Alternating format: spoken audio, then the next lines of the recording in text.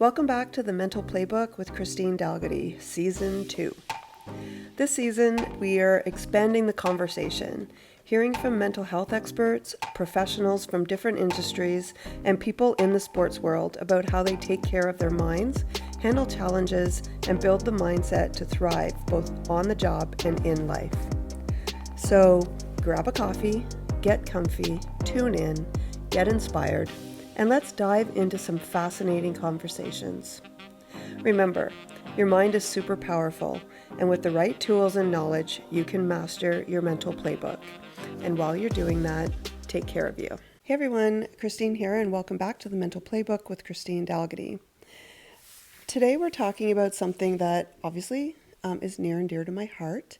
And I am rocking my son's shirt because we record on the weekends and they play today against the Islanders. And it's a really important game. And my grandkids are coming to eat popcorn and watch the game with me. So I'm ready to go. And it's also fitting because today we're going to talk about sports and mental health. So, from the outside, athletes, sports, it looks like strength and resilience and success. And we hear about these, high-paying contracts in pro sports and all of this glamorous stuff that we see in pro sports. Behind the scenes, there's pressure and there's identity struggles and there's injuries and there's anxiety and sometimes there's complete mental burnout. And we don't want to see that stuff because we glorify it and we idolize it. And so many little boys or girls grow up wanting to be them someday, right? Our idols that we have. And we're going to talk about the side of sports, the part of sports that nobody sees, the mental health side, because, I do mental health. So we're going to look at the mental health side all the way from like youth sports to the pros. And with a lot of focus on the pros, just because that's what we see, right? But still focus on youth because that's a really important, piece to the puzzle. I want to say this right away. Just because someone looks strong, of course, pro athletes look strong. They take care of their bodies. They look like they're living the dream, right? Just because someone looks strong doesn't mean that they're not struggling. So let's ground this into reality a little bit. I was scouring the internet for different sports stats and that kind of thing. And some of these things that I found, up to 35% of elite athletes experience mental health challenges like anxiety, depression, and burnout. And around 1 in 3 athletes report anxiety or depression symptoms. And I always say this, but I don't know because it's out of every 1 of 3 report it. There's a lot that don't report it as well.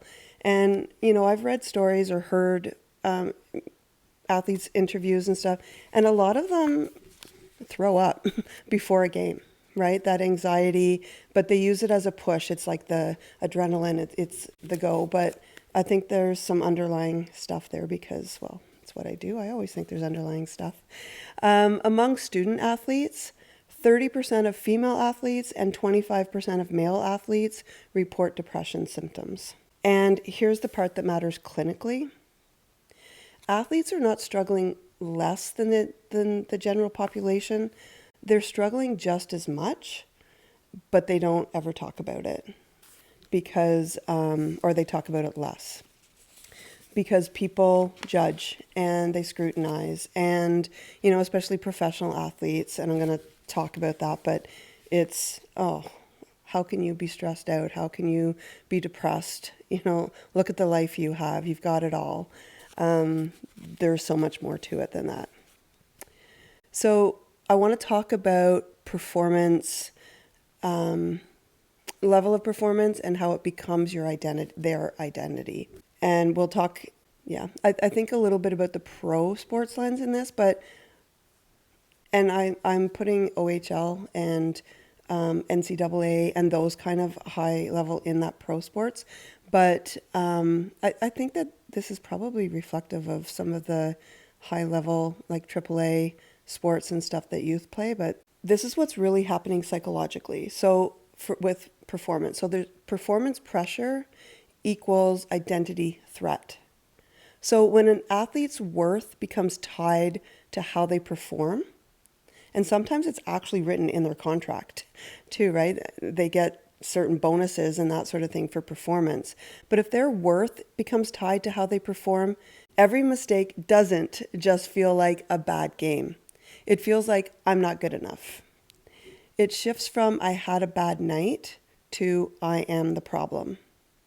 And that's where their confidence starts to erode pretty fast. The other thing, public exposure equals a loss of psychological safety. Athletes don't just experience the pressure internally, and don't get me wrong, they experience a lot of internal pressures, the pressures they put on themselves. But they're doing it in front of thousands or also possibly millions of people. So when you lose that sense of safe, that it's safe to struggle, safe to be human, your nervous system is activated and it becomes this constant state of alert. That's not a performance state. It's a survival state. And then one that I talk about often, social media.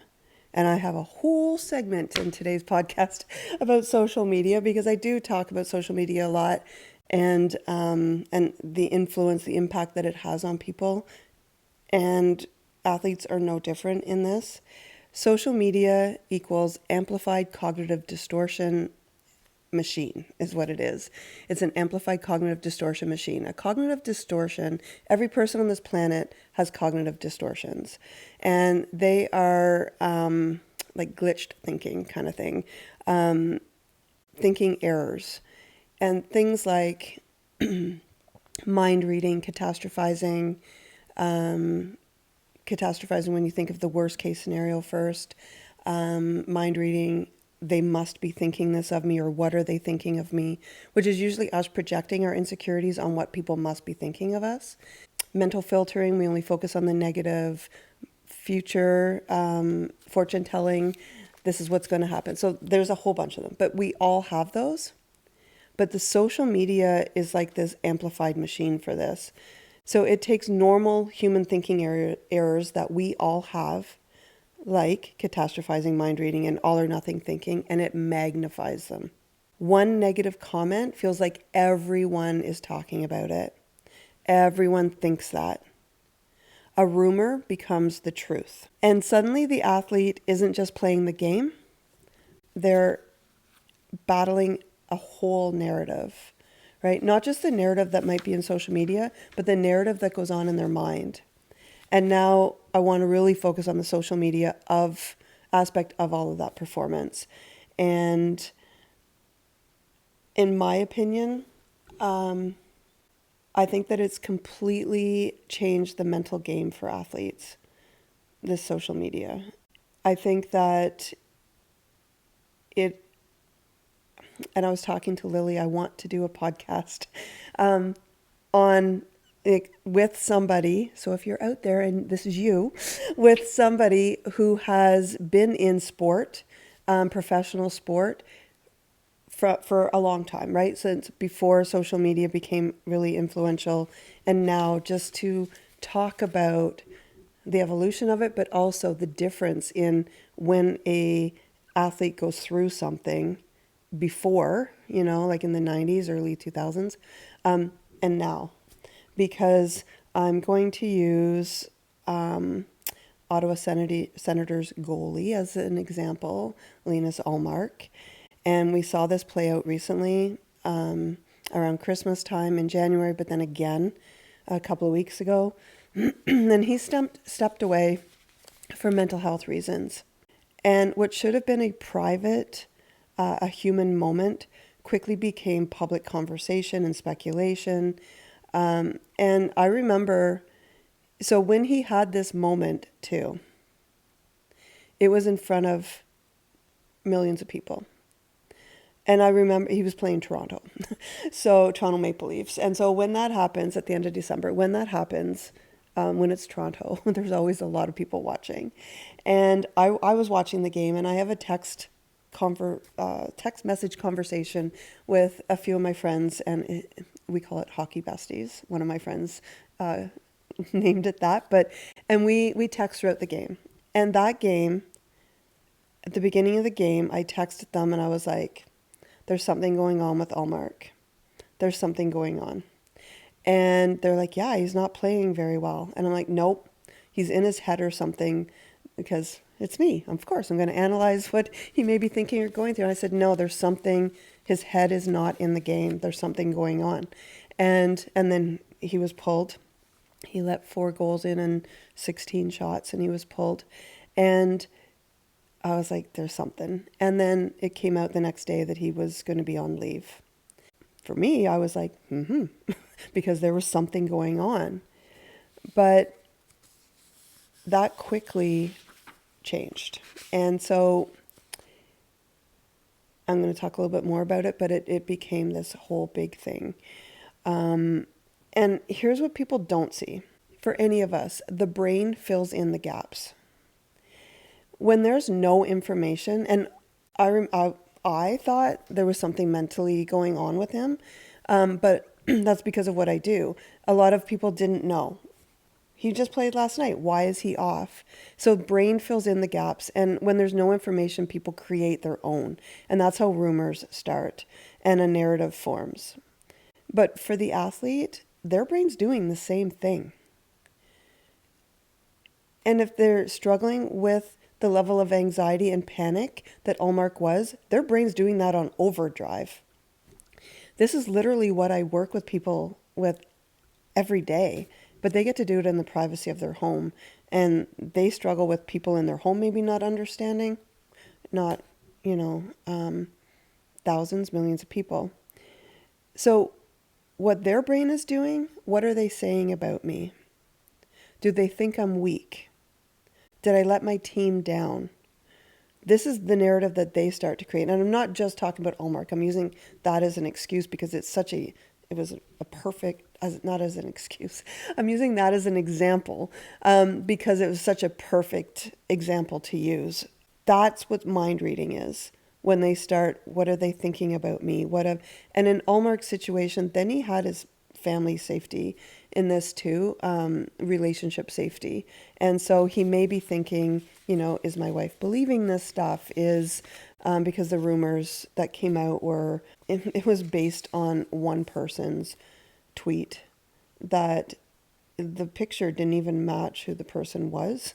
And it was a tweet that created this false narrative and really put him in the spotlight while he's trying to deal with his mental illness, his mental health issues. He's now dealing with rumors circulating about his marriage and that kind of thing. Social media fuels all of this mind reading. One comment feels like everyone. So you may have, an athlete could have 1,000 positive comments, supportive ones, and 10 negative ones, but the brain locks into the negative. And that's a cognitive distortion called mental filtering, where your brain filters out positive and it focuses on the negative. It's also called negativity bias. So you can use, they're interchangeable. You can use either one of those. And social media amplifies this because they're not just getting 10 negative comments, right? They may have 40,000 supportive ones, but the negative ones that they get are destructive often.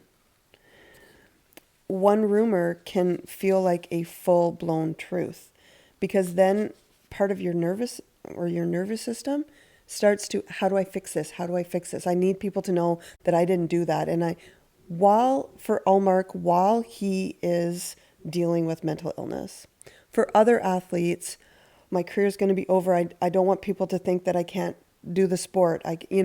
All of these things happen because of somebody's opinion that they post behind a screen.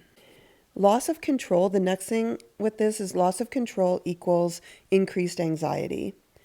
Anxiety is literally, the uncertainty, the unknown, and big part of that, not feeling like you have control of the situation. which can also lead to trauma response as well. When we feel like things are happening to us, our safety is at risk. Doesn't have to just be physical safety.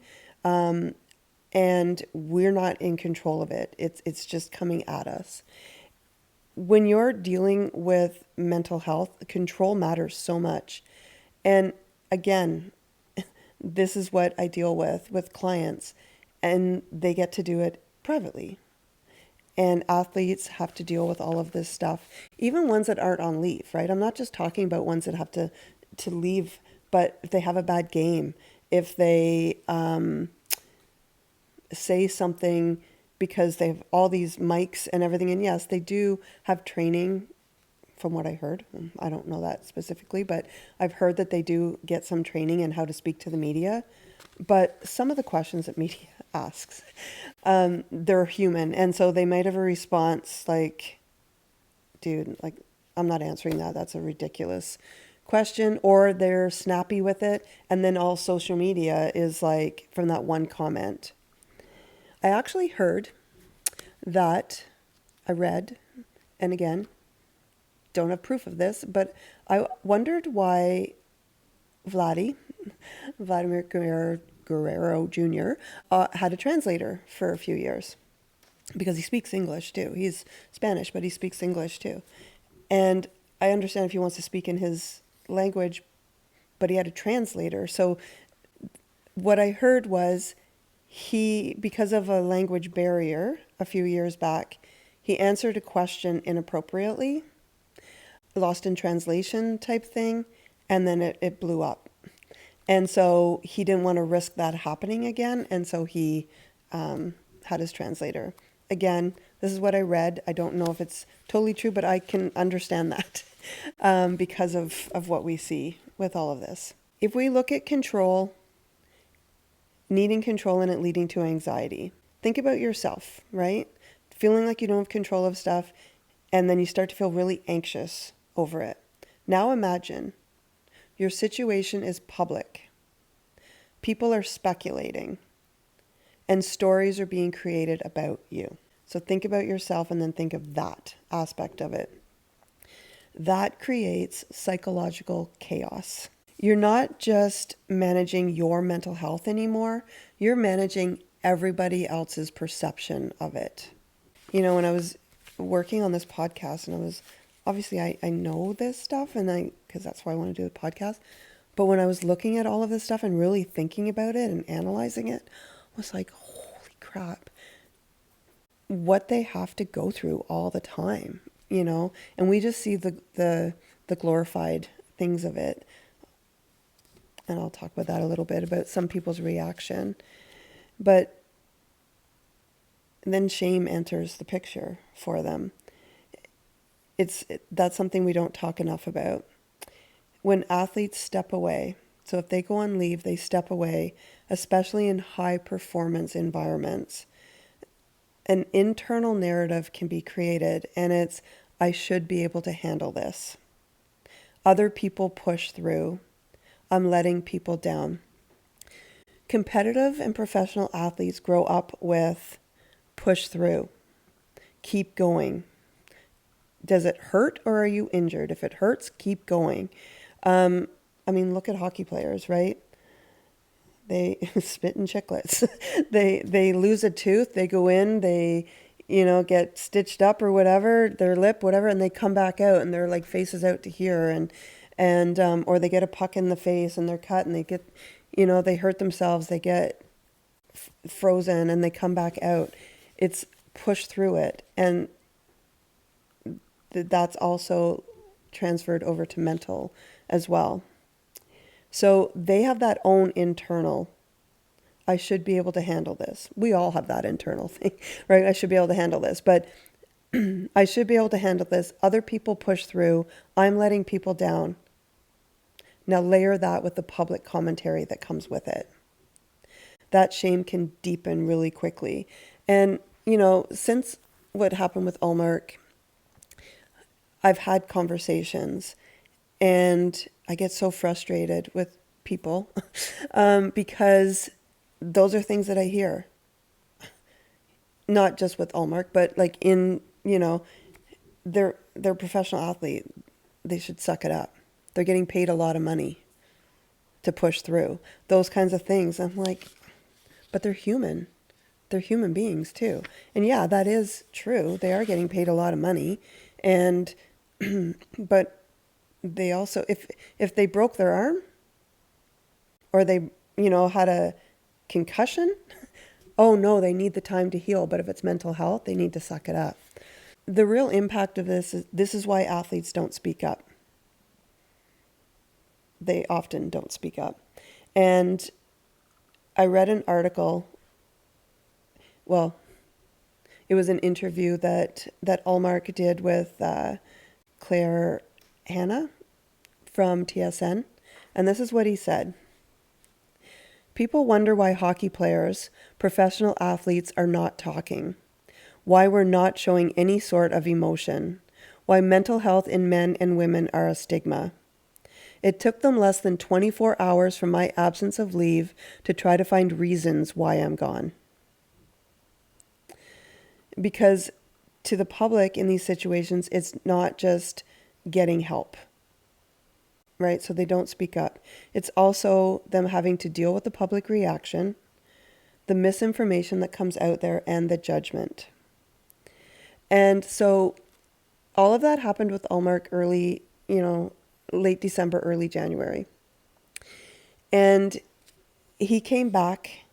I was at that game and he got a standing ovation, and that's awesome. But what he went through in that time, he shouldn't have gone through. And then I got thinking about the difference, right? He didn't come right out and say what was wrong at first. And he doesn't have to. He doesn't have to share that story.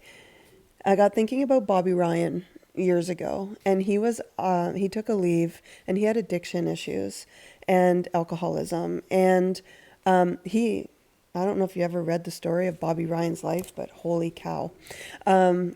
His childhood and everything, his mother moved and changed his name and everything to get away from an abusive his father, and then they got back together, and it was, anyway, he had a life. And so when he came out to the public with, he's getting help for his addiction, his alcoholism. So good, man. So good. You're doing this because it's something addiction, because it's alcoholism, and he came out right away with it. That was his choice. And when he came back, I was at that game too, and his first game back, and he scored a hat trick, which was amazing. I cried because I was so happy for him. But every time he stepped on the ice, people cheered for him and they supported him. And even though it was February 2020 when he came back, and we had social media, I don't remember seeing as much on there. Maybe it's just because I'm more aware now, I'm not sure. I think when it's something concrete. Thomas Chabot broke his arm and had surgery and was going to be off 4 to 8 weeks. And I was at the game Thursday night, and there he was after 17 days. And I was like, huh? And everybody was cheering for him. He had a broken arm, so everyone was, oh, poor Thomas, yeah. And everyone was like, why didn't he take more time? He needs to take more time. And for Allmark, it was like, oh my God, man, get back. And then a couple of weeks ago,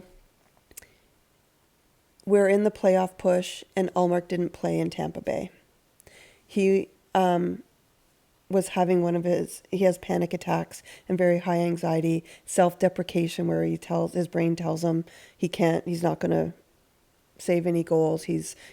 And save any goals, save the puck and that kind of thing. And he made the decision not to play in that game for his mental health and for his team as well, right? Because if he's not mentally in it, and they lost that game, and everybody was like, suck it up, and all of these, I saw all these comments on social media. And I also have, he was interviewed after that too. There was an article on his mental health and everything. And he said, if we say Thomas Chabot has his injury, no one is going to question that. But just because I've been playing in all of that, and all of a sudden I'm not available, people just start attacking me, saying, oh, he needs to play. He needs to be available. This is what we pay him for. I am very much trying my very hardest every single day to be there. And I was not having the best of days leading up to the Tampa game. And yet he was scrutinized, and this is what we pay him for. I hear that so often, right? He's a professional. He should just suck it up and carry on. I'm a professional. I'm not a professional athlete. I'm a professional. And 2 years ago, I went through a mental crisis and the worst mental health issues that I have ever experienced in my entire life. And I had the mindset in that time that I'm a professional in mental health, so I need to continue. If I had taken time off for my mental health, this is what my mindset was at the time. If I take time off because I'm experiencing mental illness right now, my clients won't trust me. People will think if I can't take care of myself, I can't take care of my clients. So, and I did that privately. He did that in front of millions of people. I didn't have everybody, and honestly, even if I had have taken time off, that wouldn't have happened. My clients would have known I went through a trauma, and, doing this too, I got thinking this morning about this, and I was like, I keep saying when I'm ready to talk about traumatic grief and what I went through, I'll do a podcast on it to help people. And I got thinking, as hard as it will be to do a podcast, I'm going to do a podcast on it, because I got thinking about what he went through, what other athletes go through, and not because they're athletes, because it's in the public eye. And so I'm going to talk about it too. So, Miss Lily, that's a podcast we're going to do. And because I think this is what made me do it. I think Allmark coming out and talking about this and talking about it very frankly and calling people out on it, quite frankly, I think is awesome. And I think that it's educational, and I think that it's going to help other, maybe younger athletes out there that are coming up through the ranks of whatever sport they're doing. I think him talking about it and saying the pressures and that it's really no one's business and stuff, I think it's going to help them. And so I want to do the same. And no, do I have a platform like an NHL hockey player? Absolutely not. Not yet. But if I help, Starfish story, if I help one person with understanding and traumatic grief and trauma, then that's what I'm going to do. All right, back to sports. So when you see an athlete step away, like Allmark did, like other athletes have done, instead of asking what's going on, why now, we're in a playoff push or whatever it happens to be, I want you to reframe it. I want you to ask yourself, what is this person carrying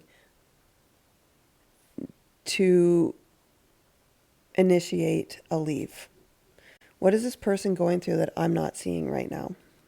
Because stepping away isn't weakness. It's often the most strongest, most regulated decision an athlete can make in a system that rewards pushing past and pushing through your limits.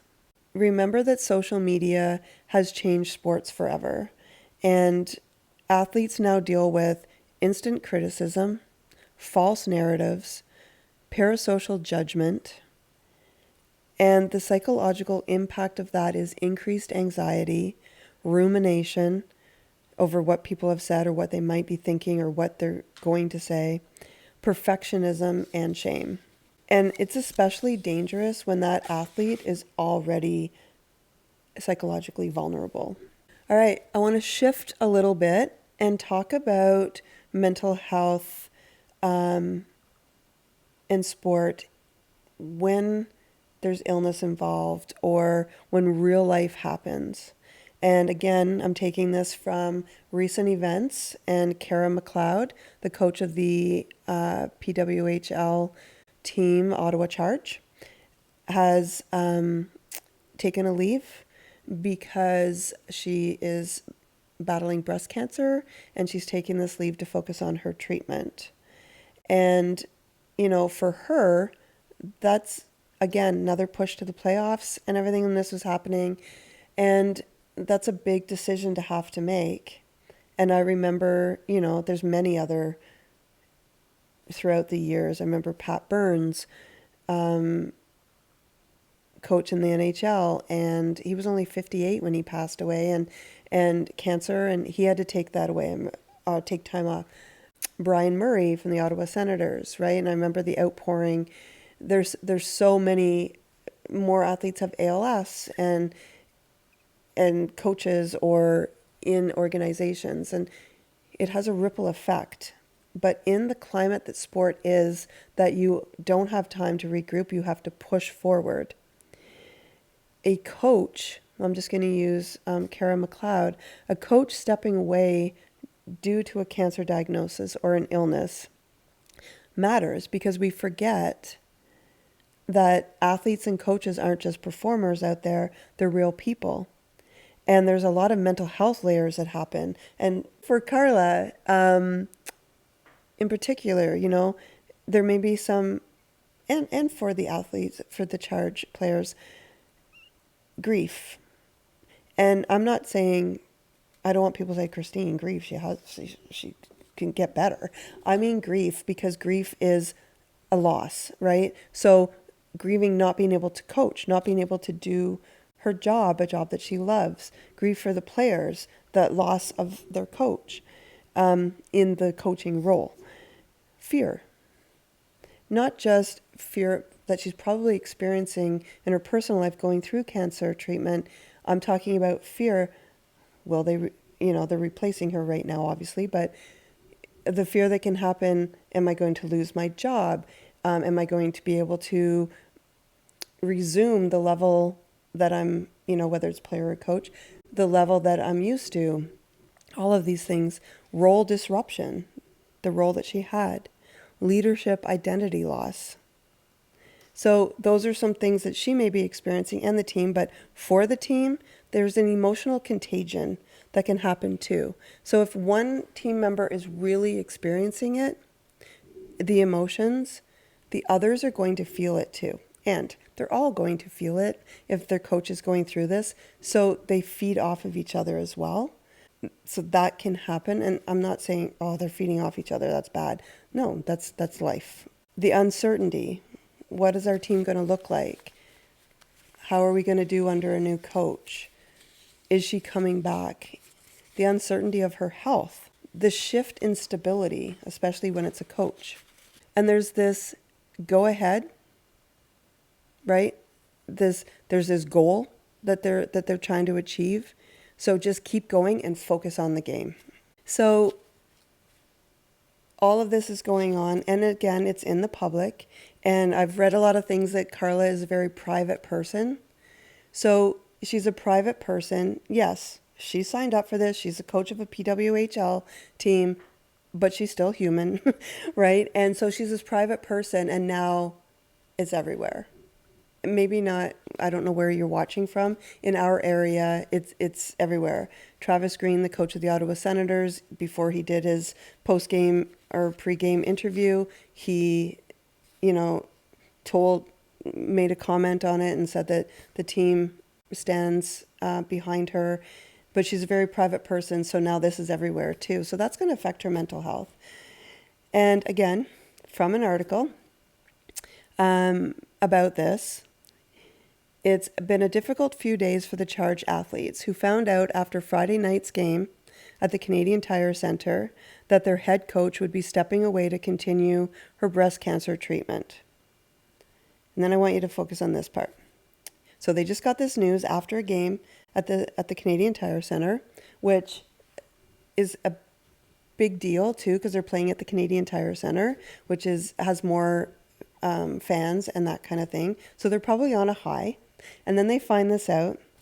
And then the team had a couple of days over the weekend to digest the news, ask questions, and then reset before coming back to the rink for practice on Monday, ready to finish off the regular season on a high note. So they got told their coach is leaving to battle breast cancer. They had a couple of days to digest it, to ask any questions that they had, and then the term they used, and reset. Get back at it. And then the toxic positivity in this, right? Ready to finish off the regular season on a high note. Maybe they want to, and yes, now they're going to be playing for her. And they're going to be, after they hear that, they're going to be playing for their coach. They're going to be pushing through for her, and that's amazing, and that is motivating for them.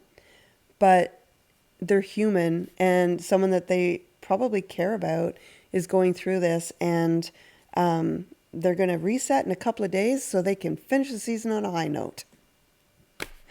Right? Anybody else, in my practice, I'm like the coach, right? I'm the leader of the practice. If that was me, would I expect my staff, they probably would do it, but to just, okay, you guys, I'm going to give you 2 days.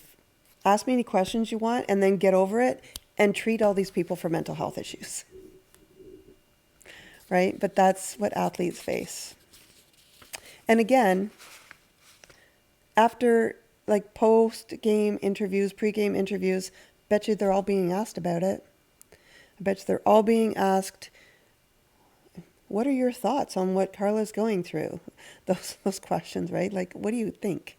But I bet you they are all being asked what their thoughts are, how the team's going to push through, where they are mentally with this. They're all being asked this. So the focus isn't on their game. The focus is on their coach.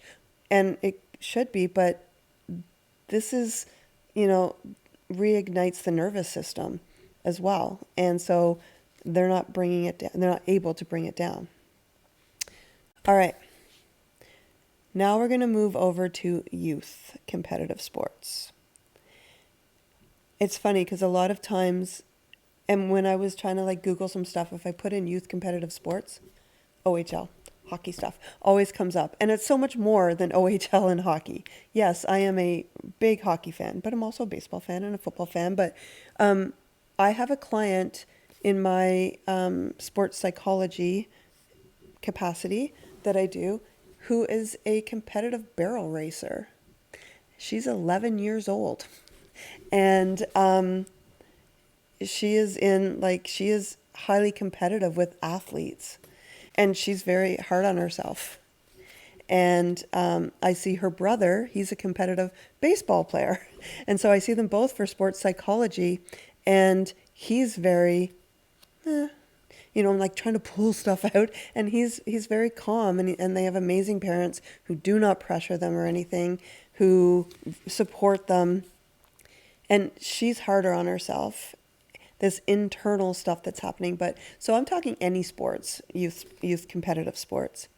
And it doesn't only have to be competitive. There's just more pressure in competitive. But I have a lot of situations where the kids that I've seen or the families that I've worked with, it's not, higher level. It's recreational, and there's still those pressures. The parents still put those pressures on them because they want them to get to the higher level. So that's why I want to shift the conversation that we had. It doesn't start in the pros, right? It starts when kids are small, and it starts in youth sports, in youth competitive sports. And in many ways, this is where the foundation is built. And it's also where the cracks begin. Youth athletes today are not just playing a sport for fun anymore. They're often carrying the pressure to perform. And I say today, but I think that this is, again, I think it's like everything in our society. I think that the pressure has increased. And I think social media is part of that because it's everywhere. But I think that I think parent expectations too, societal expectations is, instant gratification, but it's also like push yourself and go. And because of social media, I think that I want to post that my kid is doing so well. I want to, right? So I think that there's more pressure because it's out there more. So they're carrying this pressure to perform, pressure to earn a spot, pressure to secure a future. So whether it's, scholarship, junior leagues, OHL pathways, if it's hockey. My client, who is the baseball player, he's 14 now, I believe. He's in a league, in a program that they're already preparing them for scouting and for all of these sorts of things. And one of their suggestions was for him to have a therapist, which I think is amazing, and to help him. And so, because I do sports psychology too, we work on a lot of visualization and goal setting, but we also work on a lot of tuning it out, centering yourself, stress management, coping styles, self-esteem building, confidence building, all of that too, because it's really important. And then there's pressure from maybe coaches, parents, and often themselves. And here's the key piece. The brain is still developing. They don't have the full capacity yet to regulate, to process things, and to cope with that level of pressure. The developing brain isn't designed for that. And when you get a lot of, I need to word this correctly, because the brain is not developing or isn't developed, it's underdeveloped. And we experience situations where a lot of these youth athletes, because even, if you are in the OHL or, Hockey Canada, we've had so many stories of players from the junior teams and stuff and misconduct. And I am not condoning, excusing, normalizing any of that behavior that has been in the media or anything. I am not doing that. I am going to say that right now.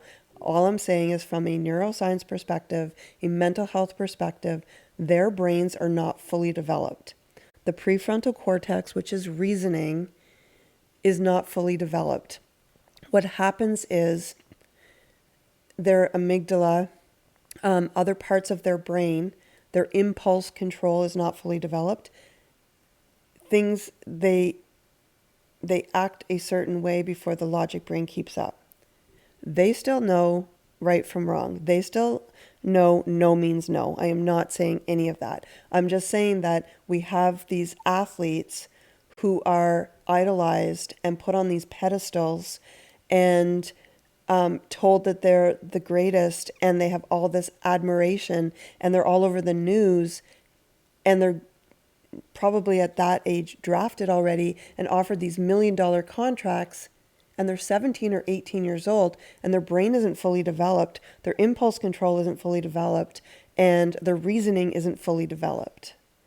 Does it allow them to do some of the behaviors that we've seen in the media? No. Unequivocally, no. However, we also have to look at that mental health aspect to it, is what I'm saying. And the pressures that are put on them in those situations. I've worked with former OHL players and that type of, level of sport, and worked with, treated, and I've heard some of the stories of the pressures and the atmosphere that they live in. And, one in particular said, I was 17 years old and I didn't own my own life. I was being pressured to do things. I was being told what I was supposed to say and do. I was being told that if I have a bad day, too bad.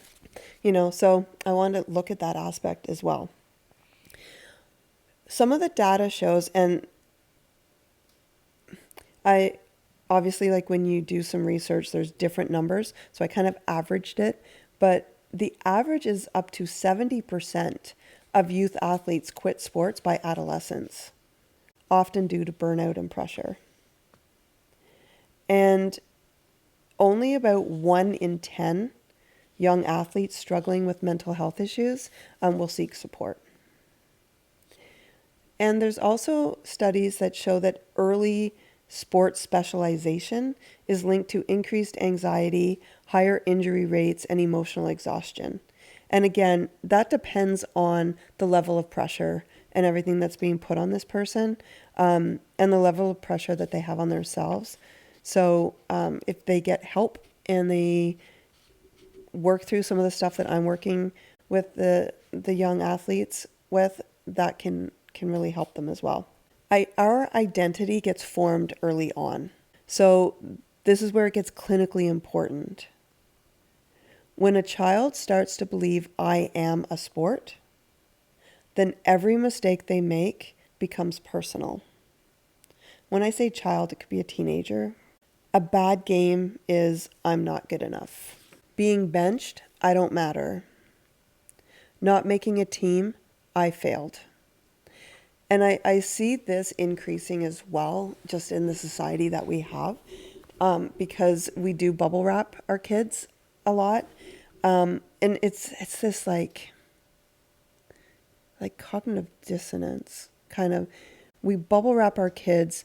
We stand in front of them. We yell at coaches. I say we as societal, not anyone in particular. We yell at coaches because my kid didn't get played the whole game, or I remember hearing a story from a high school football coach that after the game, a parent came and yelled at him that their son, did not get to play the whole game, and they're the best player on the team, and they should be able to play the whole game. Okay, well, football has an offense and a defense. And if this kid played offense, he's not going to play the whole game. Or if he played defense, he's not going to play the whole game. So we have that, right? We have where our kids, our young generation, we try to shield them from failure, from feeling bad, all of these things, which we need to grow and build resilience. But then we pressure them to be the best and to win and to,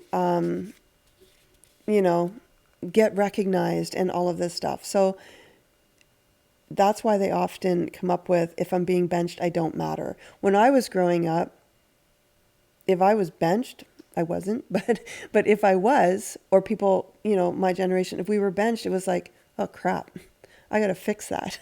Now it's, I don't matter. Right? But these are the things that are happening. If I didn't make a team, yeah, it sucked and it hurt. But I guess maybe I thought I failed a bit.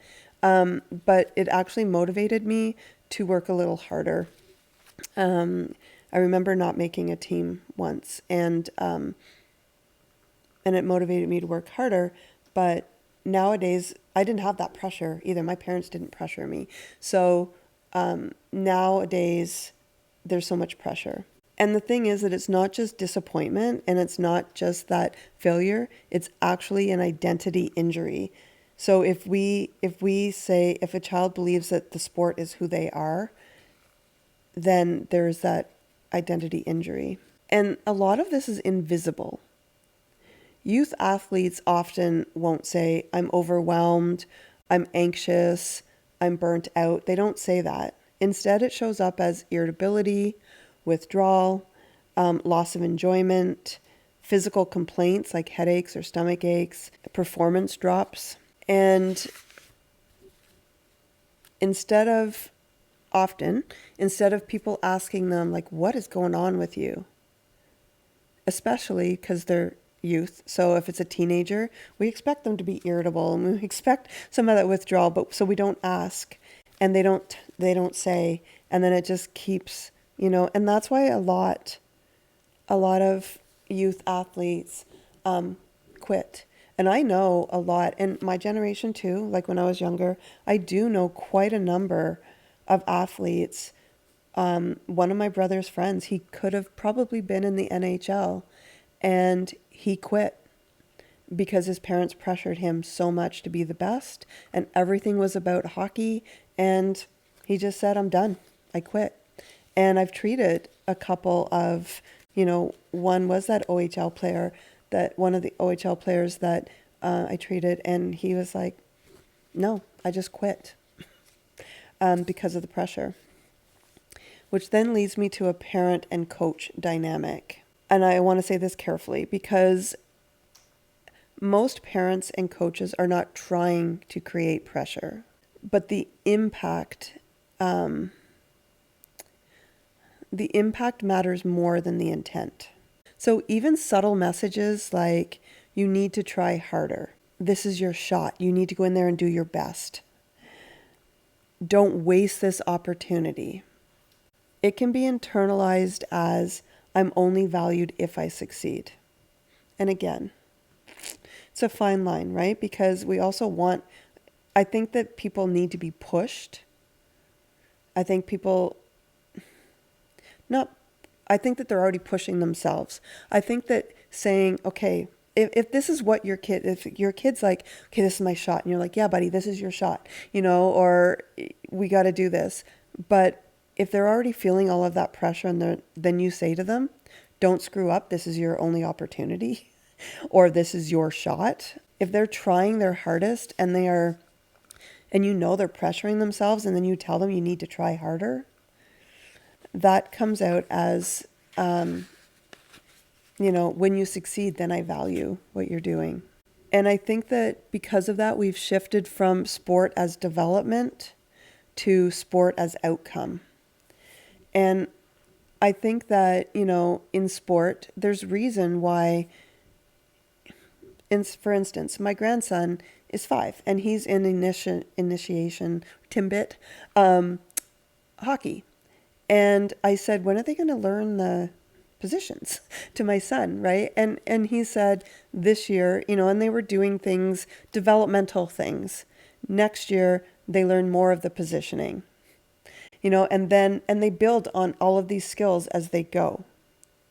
So it should be this development as an athlete, but a lot of it is more about the outcome.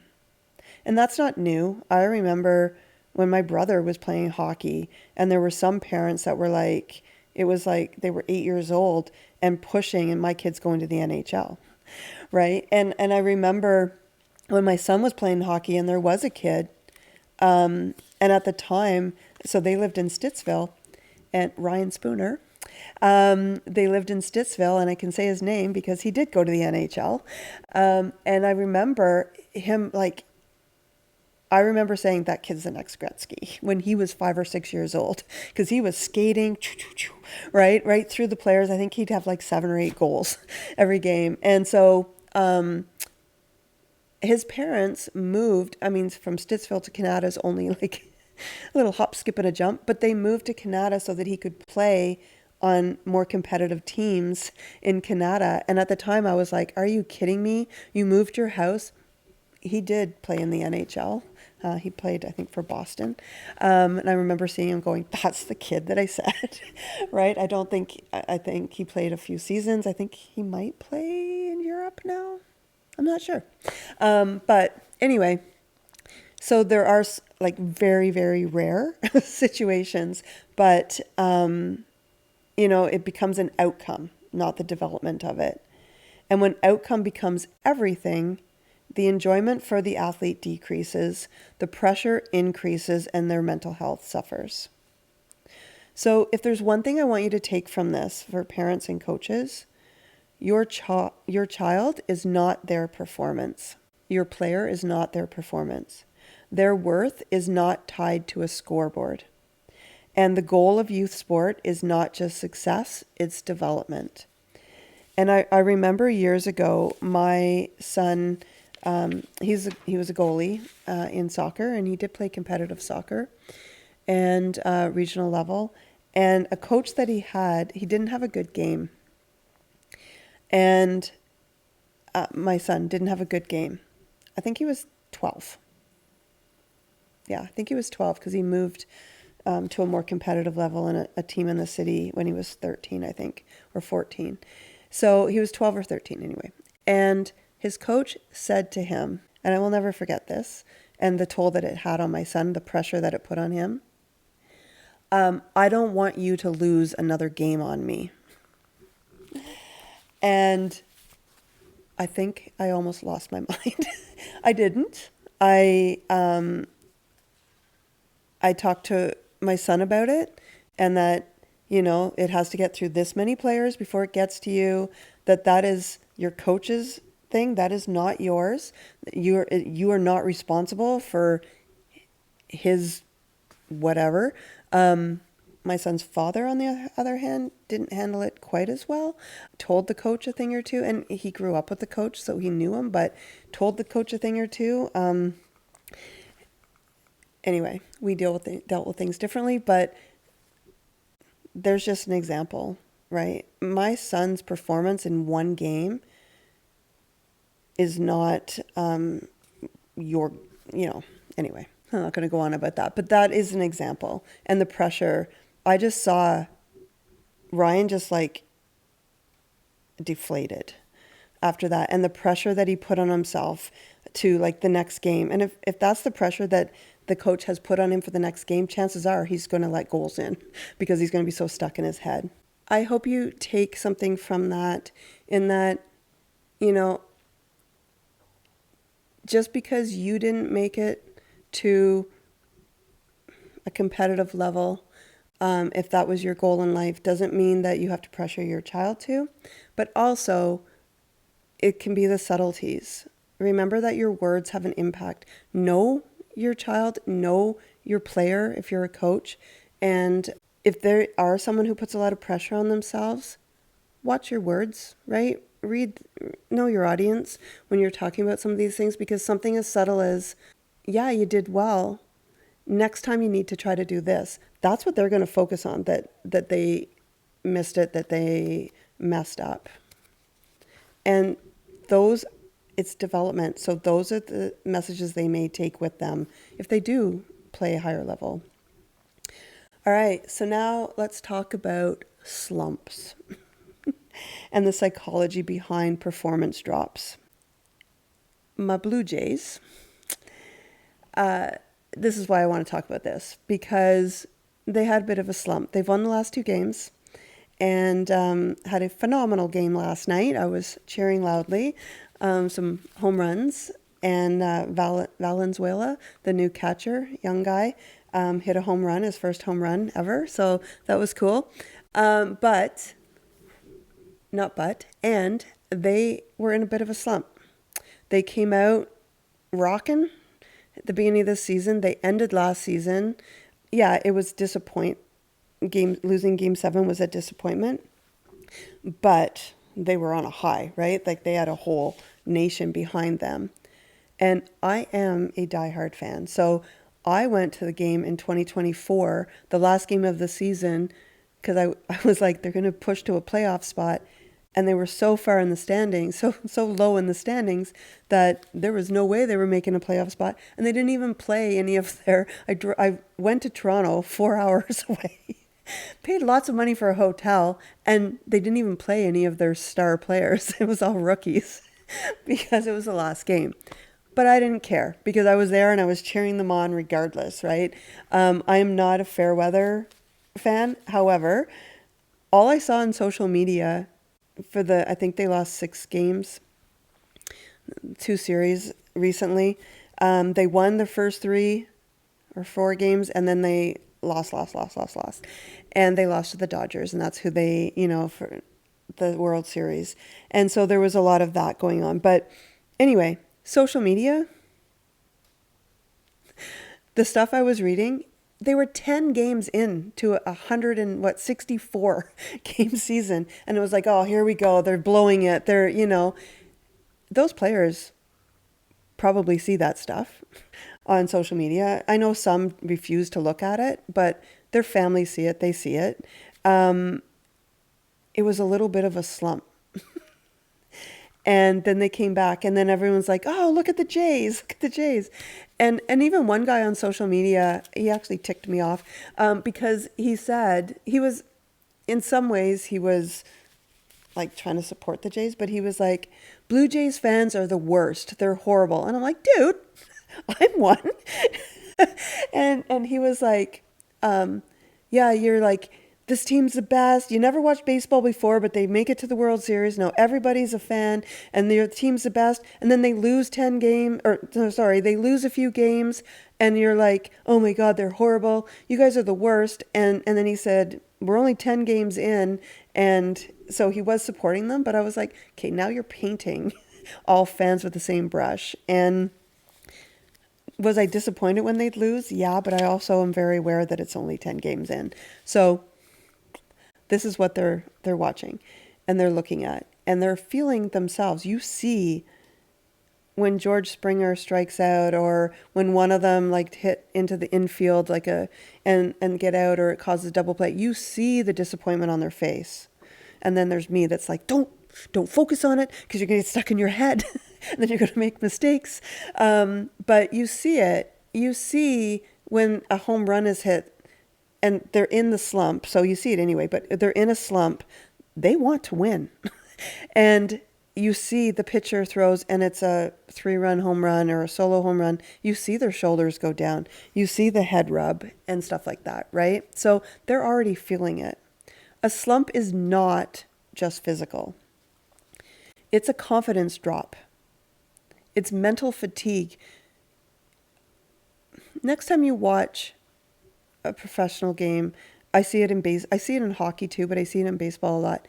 If they strike out, if they have an error on the field, if a home run is hit, any of that, you watch when the camera goes to the dugout. You watch what they're doing. They've got the iPad and they're going over the mistake that they made. And they're trying to see where they can change it. So if they're in a slump, right, there's that mental fatigue of, I need to do better, I need to change it. There's pressure buildup.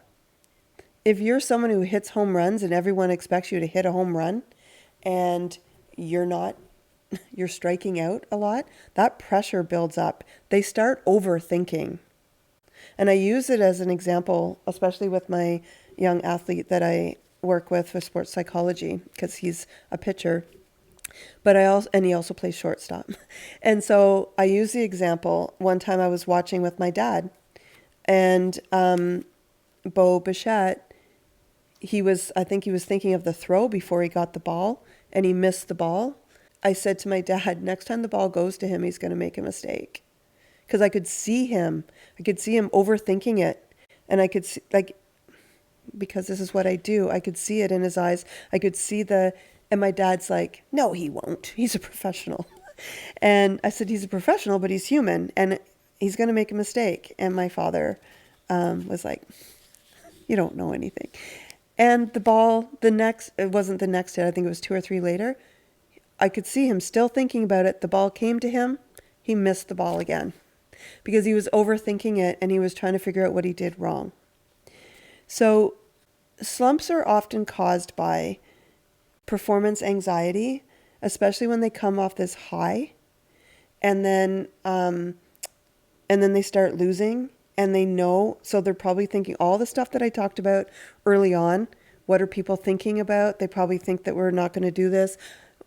And I know for the Jays too, because I've seen interviews and even the opening ceremonies, they did a video, which, not going to lie, there was cutting onions in here because there were some tears. I think I was texting Lily saying that there was tears because it was so cool, but they had different fans and stuff thanking them for it. And so they have a pressure, especially the Blue Jays, because they're the only Canadian baseball team. So I know they feel this pressure of a whole country. And I know for people who aren't into sport, they think, oh, that's a little bit dramatic, Christine. But that's what they feel. And so when they get in a slump, there's that performance anxiety of I need to do better. That loss of confidence. And if they have that loss of confidence, they're stuck in their head and it's going to continue. and stress and external pressure. So feeling the weight of a whole country on your back, that's huge, right? That's a lot of external pressure, social media, bonuses, all of that stuff. And here's what happens mentally when they're in this slump and when all of this is occurring. The athlete starts trying harder, which actually makes performance worse. Instead of just doing what they do, they try harder. They try to figure out what they did wrong and they try to push themselves.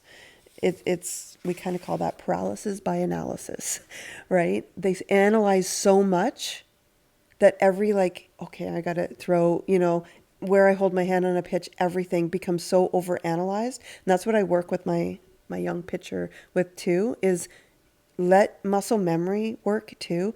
Do what your brain knows to do. Don't overthink. Obviously, when you're, different pitches, knuckleball, everything, your fingers are in different ways, nails in, whatever. But, also your brain knows what to do. So let it do what it knows to do. And let's move on a little bit to injuries in mental health, because I think that slumps and physical injuries, right? So from slumps to physical injuries. So injuries are one of the biggest mental health triggers in sport. With injuries can increase depression or the risk of depression significantly. Because if your identity is that, if you're off for, like Ponce, pitcher for the Blue Jays, was off for 4 years, built himself back up. His first game, he injured his knee and he's out for the rest of the season. So that can cause depression. That situation, absolutely. But even being injured and not being able to play for a period of time, I've already talked about the mental health injuries. Right now I'm talking about physical injuries, but a lot of times you may have to have surgery and rehab and all of that, and you're not playing, and this is what you do, especially if it's leading into the playoffs or something like that. And it's let's be honest, all athletes, competitive athletes, the end goal, there's maybe development, but the end goal is to win the Stanley Cup or to win the World Series or to win the Super Bowl or, NBA. I don't know what it's called in NBA. I'm going to have to look that up. But, that is a goal. And so if you're injured and you can't participate, depression can appear. Some studies, again, I looked at all different, but some studies show up to, because I kind of combine them, 50% increase in depression after injury. Because they may feel isolated because they can't travel with the team. Sometimes they do later on, but they may not be able to travel with the team. They're disconnected from the team, isolated because they're working on their rehab and everything, and they may be seeing, stuff about the team. And that loss of identity, if their identity is the athlete, then that loss of identity can happen. One of the hardest parts is that athlete is removed from the environment that defines them. And so that can very much increase depression, some anxiety too, to get back, to work harder on your rehab and everything, to push, to maybe try. I remember last year when Bo Bichette was hurt and we were going in, we were in the playoffs and everything, and he wanted to come back so badly. And I remember him running the bases in practice to see, and he got to second and you could just see he was hurting, and he just stopped and kind of sat down, and he didn't play the next few games. But pushing yourself to try to get back can cause that mental health issues as well. So I think that, as fans, we want our players to get back, but again, the human side of things and how not only do they have the physical injury, but how it can impact their mental as well. Moving on to women in sports and mental health. I think that women in sports face additional layers. And I think it's really important to talk about. It's not just about their performance. It's how they are seen while performing. right? Because we have this image of women. And if a man in the NHL shoves or gets in a fight or, whatever, it's like, yeah, that's what he's doing. I saw highlights of a PWHL game, and it was a dirty hit, and there was a shoving match and a bit of a, fight and stuff, and it was like people making fun of her. Kind of, I don't know what the term is, like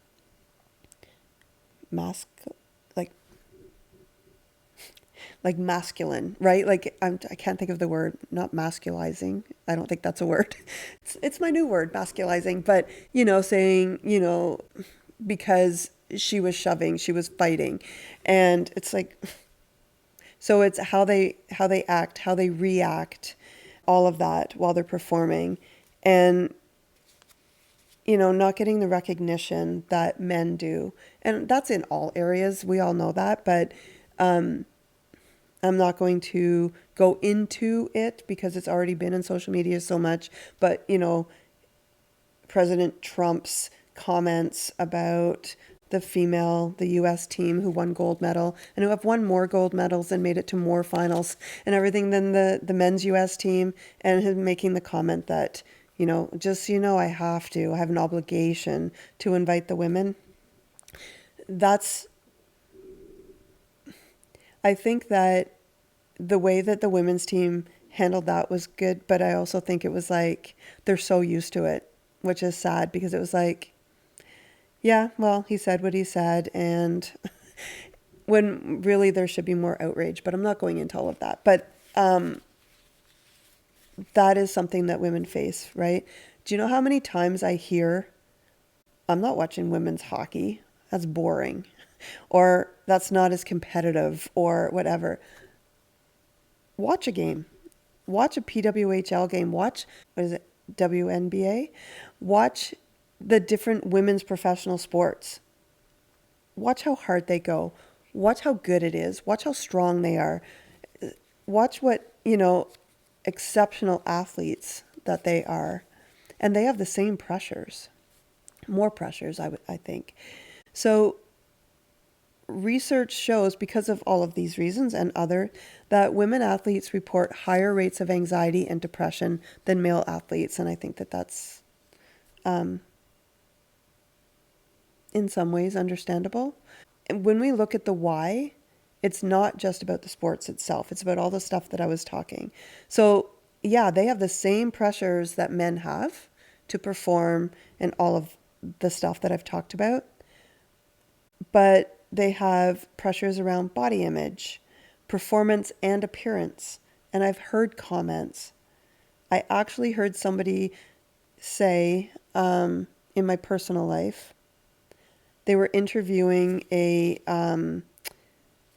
I think it was a hockey player, a female hockey player. And somebody said, wow, she's actually good looking. She's actually hot. And I was like, what? What? Right? And then I've heard other comments about some athletes that they may be muscular, female athletes may be muscular, or in the WNBA, and they're very tall, and and comments about, negative comments about their appearance and everything. And yeah, some of those comments are made. I mean, women do make comments about male athletes' looks and stuff like that. But it was almost like the one about the good looks was almost like an unbelievable thing. It was so bizarre to me. But so they have those kind of pressures. And there's also an underrepresentation in the media, leadership, and opportunity for them. So they're dealing with all of those stressors as well. So what's happening psychologically, we call a double load. On one side, there's the athlete role. So performing, competing, being strong, being consistent. And then on the other side, there's the social experience. Being likable, being composed, looking a certain way, not being too much, right? And I think that Team USA female hockey team's captain, when she addressed the media, I think she did an amazing job with how she handled that and what she said. I'm not going to be responsible for the behavior of someone else. And I think that's great. But I think that there was also a sense of, I can't be too much because I'm female. Because if a male came out and said, a male athlete came out something different and they said, oh, the guy's a jerk, I'm not even going to listen to him, they'd be like, yeah, dude, he is. If a female said that, she'd be too much and she's being emotional, right? So I think that there's that aspect of it as well. And when you have the athlete role and the social expectation and the human role, they don't align. They don't always align. And then there's the emotional layer. So they often carry the performance pressure and the relational and emotional expectations. It's not just, did I play well? It's also, how did I come across? Did I upset anyone? Was I too intense or not enough? And I know that there's people out there that are going to be like, that's not true. That's not how women think. It's absolutely how women think. It's how, I'm generalizing, but in my experience, it's how every woman thinks every single day, right? Because we are taught very young that we're supposed to be a certain way, right? We're supposed to be giving, and we're supposed to be compliant, and we're supposed to be quiet, and we're not supposed to be too much, and we're not supposed to be too emotional. And so it's how women feel every day, and it's not going to be any different as an athlete. So they have those pressures, but then they also have the other pressures on top of it. All right. So it matters more than we think, because carrying both of these at the same time increases risk for perfectionism, people pleasing, overthinking, and burnout. And what I often see, women pushing through while struggling internally, minimizing their own distress, and feeling like they have to hold everything together.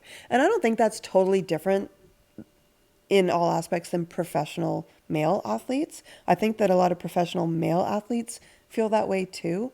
I just think it's a different level or something for women, because I think that professional female athletes are always trying to prove that they deserve the recognition, the sport deserves the recognition, deserves the accolades, deserves the same that a lot of that male athletes experience. I think that women in sport aren't just playing the game. I think that, and you may disagree with me, and that's okay. We're allowed to disagree. But in my experience as a female, as a sports fan, and as a psychotherapist, I think that women are also navigating expectations women in sport are navigating expectations that were never equally built for them in the first place. I think that, male sports is so much more dominant in the media and everything. I think it's changing. I think with the PWHL it's changing. But I think that, they're navigating something that was already, like they were already lower, so they're trying to build that up. All right, so here's the takeaway from the podcast today. Mental strength is not pushing through everything, ignoring your feelings, and performing at all costs. It's not that in life, and it's certainly not that as an athlete. Mental strength is knowing when to step back, asking for support, protecting your identity outside of sport. I think that is so important. And I think that, with Ullmark, I think for him, as much as his mental health is fragile right now, holy cow. When I see his interviews and I read his interviews, the mental strength that it takes for him to say the stuff that he's saying and to share what he's sharing is huge. That is mental strength. It's not mental weakness to have to take the time. I write notes for people to be off work for their mental health weekly. And that's okay. And we have human rights. We need to accommodate and modify and all of this in the workplace. He's a professional athlete, but that's his workplace, right? And he gets scrutinized for it. So I think that him coming out and saying the things he's saying shows so much mental strength. I have a reflection question for you. Just in your day-to-day life as a human being, if your identity was taken away from your role, whether it's athlete, coach, parent, professional, whatever you do for a living, if your identity was taken away from your role, who are you underneath that? And that's when I have clients that are retiring or have to leave work because of mental health reasons, and they often say, but that's my identity. That's who I am. And I often ask them, okay, but if you take that role away, who are you underneath that? Discover that, look at that. So if that identity was taken away, who are you? And I think that a lot of these athletes, if you're an athlete, I want you to ask yourself that too. Okay? So, a lot of info, and yes, I get a little bit passionate about this stuff because, well, I am passionate about it. And because I am who I am and I do what I do, I see so many different aspects. Like I said, when I was watching Allmark that night in Toronto, I knew, and I was texting my friends about it, and I literally felt for him. When everyone else was like, oh my God, what was Allmark doing? I was like, this poor guy. And so I really wanted to talk about this, and I want to, and I'm working on trying to get parents of athletes and people who work in sport on to talk about it more, because I don't think we talk about it enough. I think that sport is such a huge thing, right? It's people are so passionate about it. You look at the number of stadiums and that are, and arenas and everything that are like tens of thousands of people that go to see this. And I think that we have to see athletes as humans as well, and not just these rich people, rich players that are living the dream and should suck it up. Anyway, on that note, if you're an athlete out there, take care of you. And for everyone else, take care of you. That's it for today's episode of the Mental Playbook with Christine Dalgety. Remember, the work doesn't end because the episode does. Thank you so much for listening and for being part of these conversations. If you're enjoying the podcast, please rate and follow us on Spotify. It helps us grow and reach more people who might need this too. And don't forget, take care of you.